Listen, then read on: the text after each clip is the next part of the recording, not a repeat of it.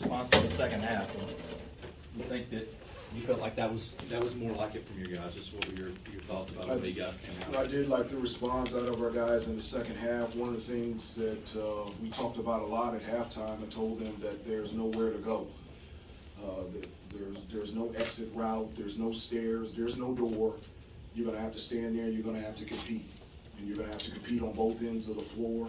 That their physicality in terms of attacking offensive glass, their physicality offensively, taking the ball to the basket, the pace in which they were running offensively,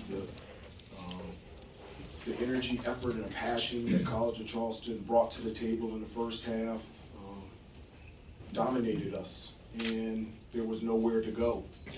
And the only thing we needed to do was to respond. And I told them that if you would respond, things would change, and they would change quickly. And I thought our defense stepped up. We did a really good job of, one of the things that we talked about was from the three-point line, either take away the three or take away the rhythm three. And I think we only had 2 3-pointers in the second half. Still felt like they got second chance opportunities, especially when Armando went for the block and our help side defenders needed to come in to take their 5-man away from getting an offensive rebound. But I thought defensively, we got 11 steals in the second half. So I felt like we were more active, and then that led into the offensive end, just attacking the basket, whether it's through penetration, and Armando was fantastic getting the position that he wanted in the post and being able to finish, and he either scored or got fouled, and then we got into the penalty early, and I like that because we're a good free throw shooting team. Caleb said that you challenged him at halftime, said that he was playing soft. They all were. They all were. So he said specifically you challenged him. They all were. Okay. I challenged all of them. They all were.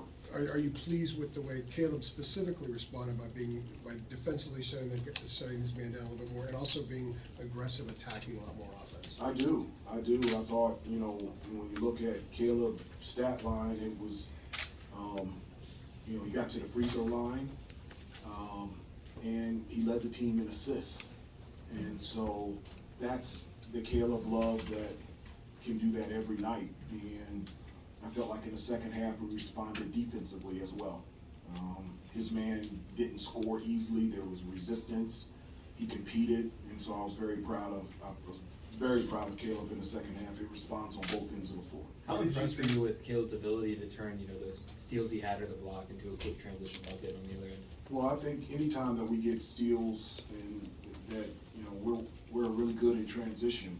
One of the things that we do is, when we get steals, we've got all 5 guys sprinting, and we've got great spacing and balance, and we've got guys that can shoot threes in transition but also attack the basket. So, when we're able to steal the ball and also rebound, and we feel like we're in a good position transition-wise from an offensive standpoint, getting the shot that we want. Did you have to tell the guys at halftime, especially Armando, get the ball to the big guy and be more aggressive, or was that something Armando did on his own, knowing that he had to be a little bit Well, more? I think it's 2 things. I challenged him. At halftime, I think he only had 1 shot.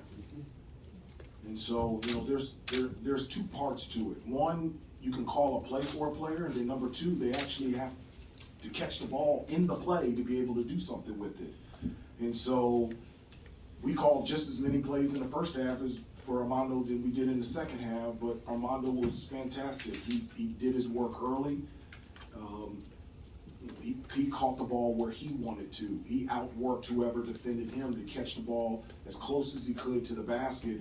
His moves were definitive and strong, and he either scored or got fouled, and I was very proud of him. Hubert, calling them soft at halftime, that's not a word that you throw out there lightly, is it? No, one of the things I told them, this is a different generation. My generation, if somebody calls you soft, then it's real. And it's real. And so, but they were. We were soft in the first half. We were soft at parts against UNC Wilmington and on both ends of the floor. And there's a physicality that has to be brought all the time, and I'm thankful for these games because College of Charleston is an unbelievable program, team, outstanding coach and coaching staff, and whether we're playing College of Charleston or whomever, the type of competitiveness that we brought in the second half is something that has to be brought all the time. How impressed were you with Trimble's spark he gave you off the bench, drawing that offensive foul and defending 30, 40 feet from beyond now? That doesn't surprise me at all. That's something that he can do. He has tremendous athleticism and quickness. I think he can be one of the best on-ball defenders full court in the country. He's gifted. It's one of his gifts and talents to be able to guard multiple guys, especially on the dribble. And I thought he disrupted the guy bringing up the ball because of his ability to make them run their offense out further, and that allowed us to get steals and deflections and missed shots. And so, very proud of Seth. I thought he played unbelievable when he was in the game, and I'm so glad that he's here. Hubert, why would you say the rebounding hadn't been at the clip that you guys are used to? Yeah, that's a great question. That's 2 straight games that we've been out rebounded. I think last year, I know we were number 1 in the ACC in terms of defensive rebounding. I think we were number 2 or 3 nationally. So that's something that we pride ourselves on, is limiting opponents to 1 shot every possession. One of the things, I think I've said it to you and others, like every game we got to check 3 boxes. Number 1, we got to get after it defensively. We didn't do that in the first half. They shot over 50%. We did better in the second half. We got to check the box in terms of rebounding. We haven't done that the last 2 games, and that's going to get fixed. And then number 3 is got to take care of the basketball. And so,